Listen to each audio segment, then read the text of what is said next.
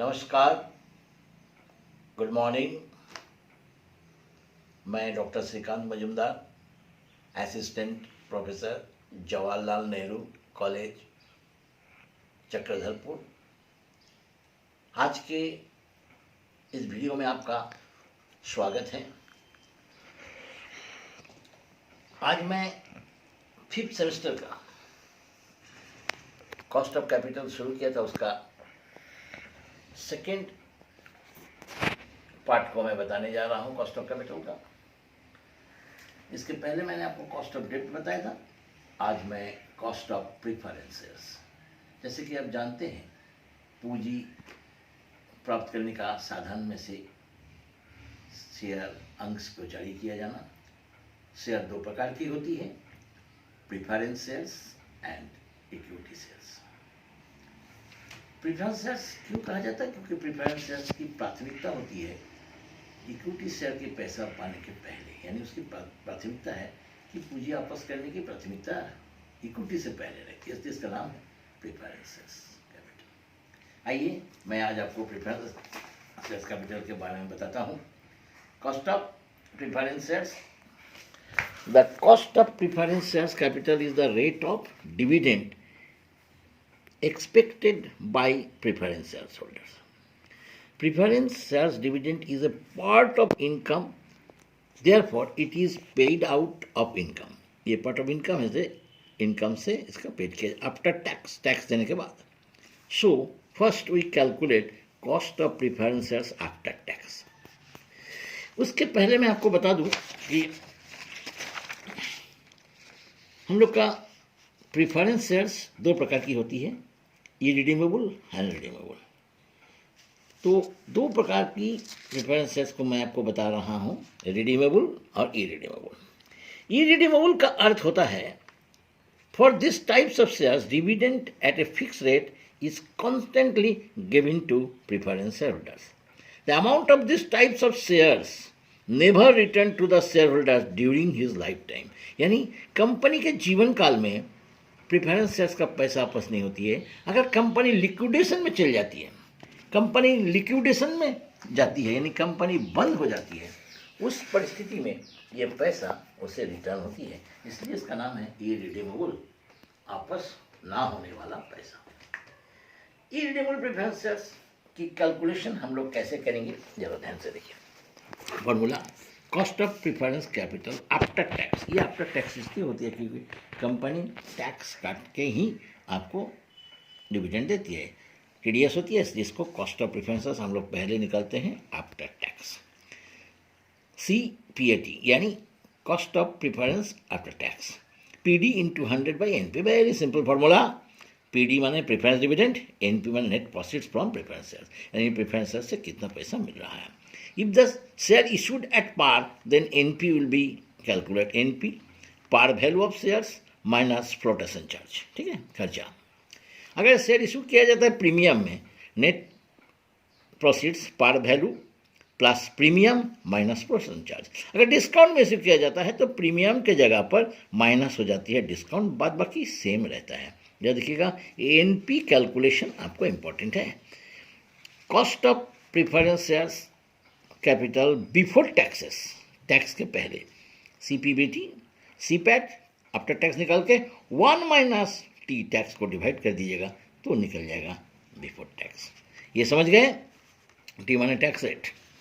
अब आते हैं एक क्वेश्चन को सॉल्व करते हैं तो आपको और भी अच्छा से समझ में आ जाएगा। एक company issue 10% irredeemable preference shares at the face value of 100 each, flotation charge 6%, expected sale price expect sale price per calculate the cost of preference shares if these are issued at par, at discount, at 10% discount, at 10% premium। एक premium है, 10% premium. ध्यान दीजिएगा कैसे निकाला जाएंगे cost of irredeemable preference shares capital. Main formula CPAT PD into 100/NP, ठीक है। PD preference dividend, ये कांस्टेंट होती है, ये किस पर निकलती है, फेस वैल्यू पर। फेस वैल्यू कितना है, 100। 100 का 10% देखिएगा, है ना, कंपनी का डिवेंचर प्रेफरेंसेस के बगल में पहले ही लिखा रहता है, that is the dividend, this carry that 10% carry the dividend, 10 रुपये हुआ। अब इसको कैलकुलेशन करें, issued at par, issued at par calculate first NP, par value minus flotation cost, 100 par value है, flotation cost 6% of sale price, उसकी sale कितना है, पार में तो 100 का 100 ही बिक्री हो गया, तो 100 पर 6% 6 रुपया, दैट इज द 94।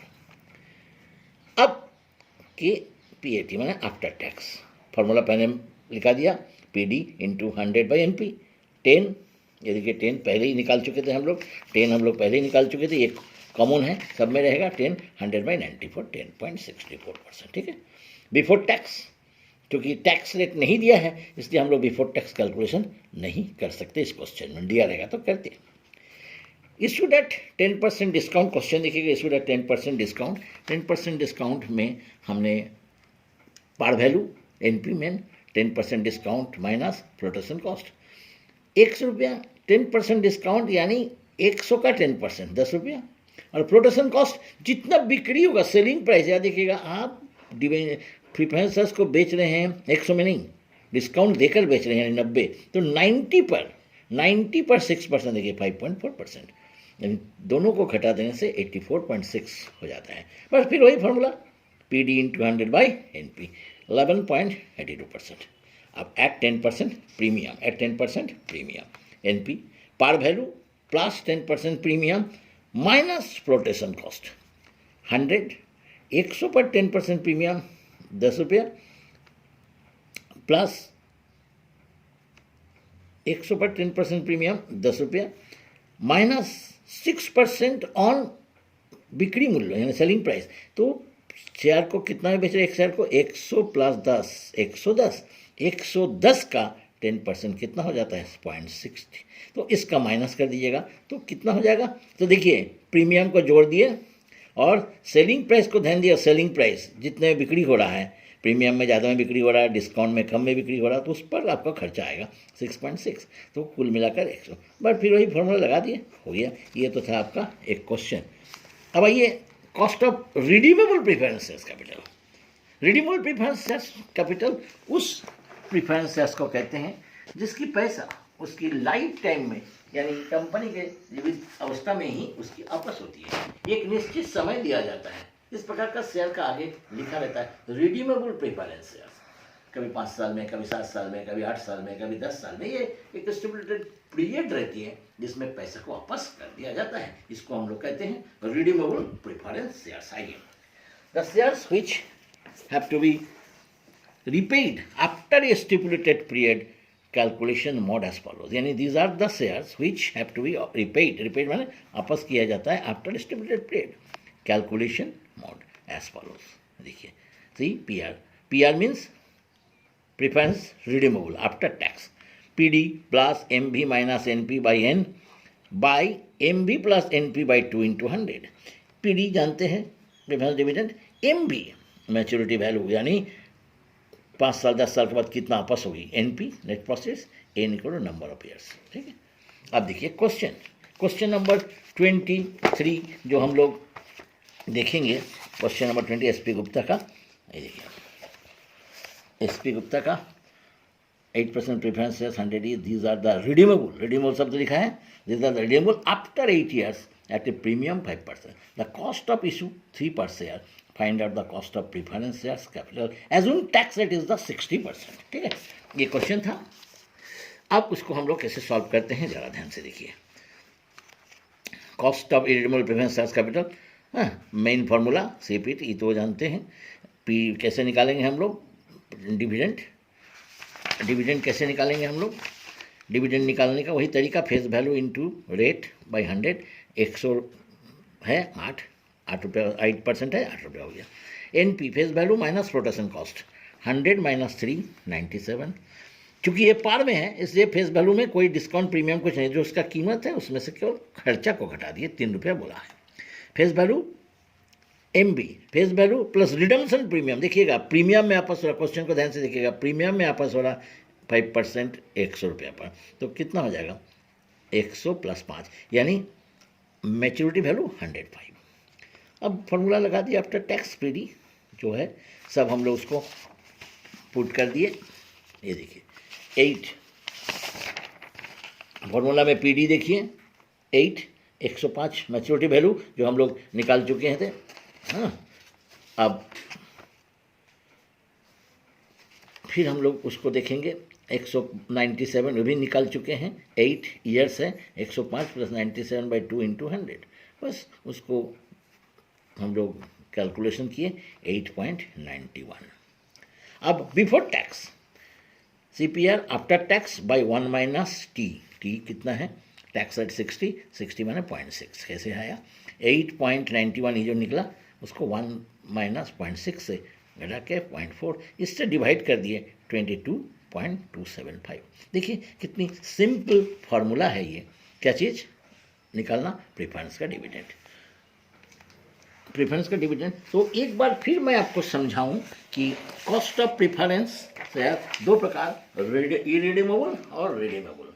जो पैसा आपस नहीं होगा इरिडीमेबल, जो पैसा निश्चित समय आपस होगा रिडीमेबल। ओके, तो इस प्रकार के हम लोग देख लेते हैं। दोनों मैथ से आपको क्लियर हो जा रहा है कि कैसे हम लोग इसका कैलकुलेशन करते हैं। केवल एनपी को याद रखिएगा, एनपी ही इसमें सबसे इंपॉर्टेंट है, नेट प्रॉफिट्स और मैच्योरिटी वैल्यू।